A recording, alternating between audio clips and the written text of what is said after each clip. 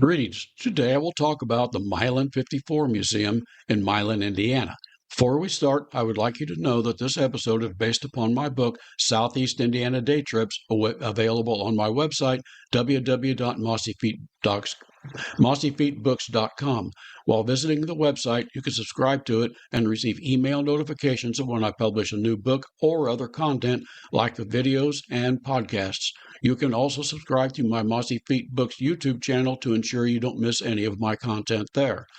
Capping off a series of strong basketball teams over a number of years, tiny Milan, Indiana defeated basketball giant Muncie Central in a true Hoosier barn burner with a last-second top-of-the-key shot. Milan had defeated Muncie Central 32-30 on March the 20th, 1954.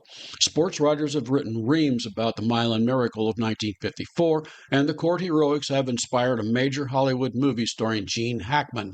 The Milan Miracle was not the anomaly suggested in the movie. Milan had a history of strong basketball teams and a tradition of beating teams from bigger schools. They had to. They were one of the smallest teams in Ripley County, in the Ripley County Sectional, and the second strongest team in the Ripley County Sectional in the early 1950s. Neighboring Batesville had advanced to the final game of the semi-state in 1951, and Milan had gotten the state championship in 1953, losing in the semifinal contest. The 1954 team contained all of the 1953 players plus the previous year's experiences as the state championship tournament. Muncie Central was a basketball powerhouse, having won 4 state championships, the last one in 1952. Thus, when Bobby Plump lined up and took that shot from the top of the key, the swish of the net can still be heard decades later. Milan had beaten Muncie Central 32-30. The Milan 54 group formed in August 2000 with the purpose of establishing a museum and developing the town atmosphere of 1954, the year of the momentous state championship. Forest City, Iowa native Rosalind McKittrick founded the original museum and was instrumental in opening the permanent museum in June 2013. The new museum is in the old State Bank of Milan building, Bank of Milan, on Carr Street in downtown Milan.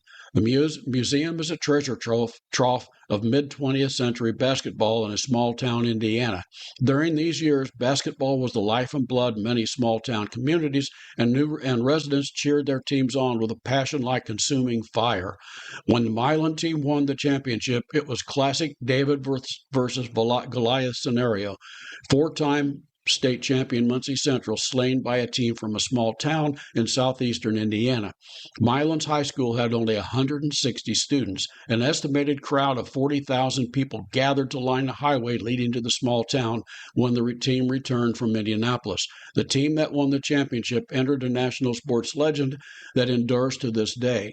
The 1986 blockbuster movie Hoosiers is based upon that story. The profusion of memorabilia that greets visitors stepping into the museum dazzles the eye. Here you will see uniforms, photos, and documents recording the team and the boys that won that state championship. The 3-room museum includes the main gallery, a video room, and a smaller room in the back, all stuffed from mementos from that team. Visitors will see the hospital bed and other items from the room that appeared in a scene from the movie Hoosiers.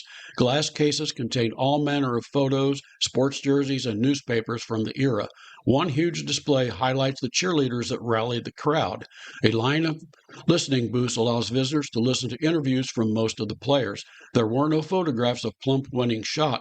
However, the game was televised, and a photograph has been made from the video recording. It is on display in the main room of the museum. Sports buffs can purchase the photo either framed or unframed.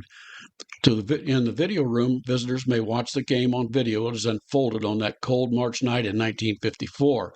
The display includes signed basketballs from the players and a coach, as well as more sports memorabilia. Included in this room is a glass case that features the accomplishments of another Milan resident in 1954, Cecilia Dennis, who won the Miss Indiana contest and went on to win the Miss Universe pageant that same year. An interesting attraction in the back room is a gargantuan hand-drawn poster that has the playoff brackets of every team that played in the 1954 state tournament. Over 750 schools participated in the 1954 Indiana State basketball tournament. Two Purdue students assembled the poster at the time of the tournament, painstakingly gathering the scores of every game in the tournament in an age before the instant information of the internet. The poster covers a wall and is a monumental testament to diligence and patience. The Milan 54 Museum is a delight to visit. You can find it at 201 Carr Street, Milan, Indiana. You can phone 812-654-2772. On the web, it would be www.milan54.org.